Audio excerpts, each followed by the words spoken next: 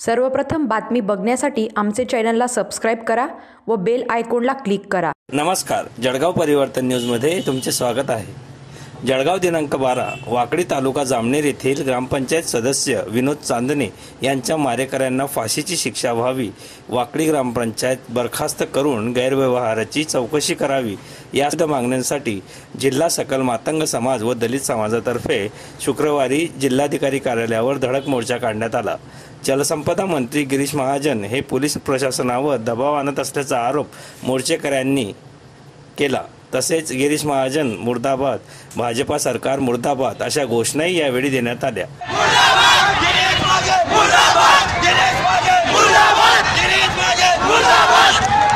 चंद्रशेखर वाणी याच्यापासून चांदणे याच्या जीवास धोका असल्याबाबत पोलिसांना निवेदन दिलेले असून सुद्धा काहीच दखल घेतली न गेल्याने चांदणे यांचा नाहक बळी गेल्याचे जिल्हाधिकाऱ्यांना दिलेल्या निवेदनात नमूद करण्यात आले आहे।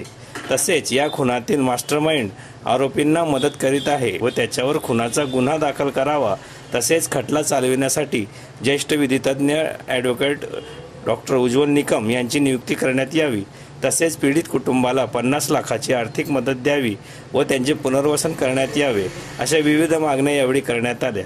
तसेच एका समाजसेवकाला सुद्धा त्यांनी मारण्याची धमकी दिलेली असल्याचे यावेळी सांगण्यात आले आहे।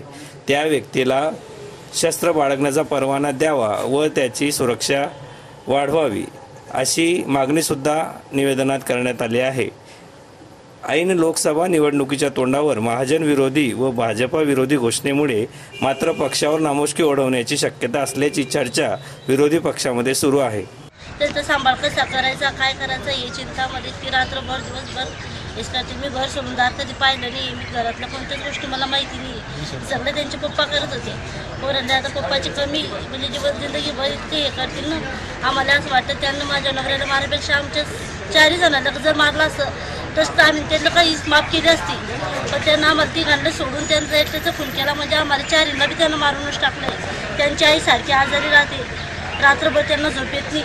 माझा मुलगा कुठे गेला, कधी दिशीन, आता गाडीवर उतरीन तेव्हा गाडीवर उतरीन, त्यांची चिंता त्यांना लई चिंता वाटते। आम्ही त्यांना रातभर आम्ही रडत नाही पडत इतकी त्यांचा सांभाळ करून राहिलो कशी ठार मारून आम्हाला बी मारलं समजा, आम्ही हयात तेवढं बी जगणार नाही। आम्हाला जगायची उमेदच राहिली नाही। चांगला हुशार मुलगा आमचा चालला गेला आहे, 2 मुलं आहे त्याच्या आले आणि आता केली पाहिजे। माझ्या पप्पाला त्यांना मारलं, ते माझे वडिलांनी त्यांना मारलं, त्याला फाशी भेटली पाहिजे, म्हणजे फाशी भेटली पाहिजे। त्यांनी माझ्या पप्पाला लय हाल करू मारलं, 8 दिवस भाकर दिली नाही। माझ्या पप्पाचा किती जीव तरमत असेल ते विचारता येत नाही। एका जनावराला भाकर यांनी भेटलं चारा तर किती बोंबलतं, तर माझ्या पप्पाला भेटली बी नाही। आज घडीला महाराष्ट्रभर मातंग समाजावर जो अन्याय अत्याचाराची शृंखला चालली आहे, केवळ आणि केवळ हे जातीय द्वेषातनं चालले। आज आपण 21व्या शताब्दीत जगत असताना एवढं जातीय द्वेष मनात ठेवून एखाद्या व्यक्तीचा निर्गुण खून करण्यापर्यंतची मजल या पुरोगामी महाराष्ट्रामध्ये मारली जाते। इथल्या प्रस्थापित व्यवस्थेत असणाऱ्या राजकारणाचं वर्धस्त असणाऱ्या शेखर वाणीने या 9 दिवसामध्ये हालाल करून आमचा एक RTI कार्यकर्ता ज्यांनी ग्रामपंचायतीचा भ्रष्टाचार बाहेर काढला, त्यांच्या विरोधात पुरावे निर्माण केले, अशा व्यक्तीला हालाल करून मारण्यात आलं। त्यासाठी आमच्या सकल मातंग समाजाच्या वतीने आज हा मोर्चा काढण्यात आला।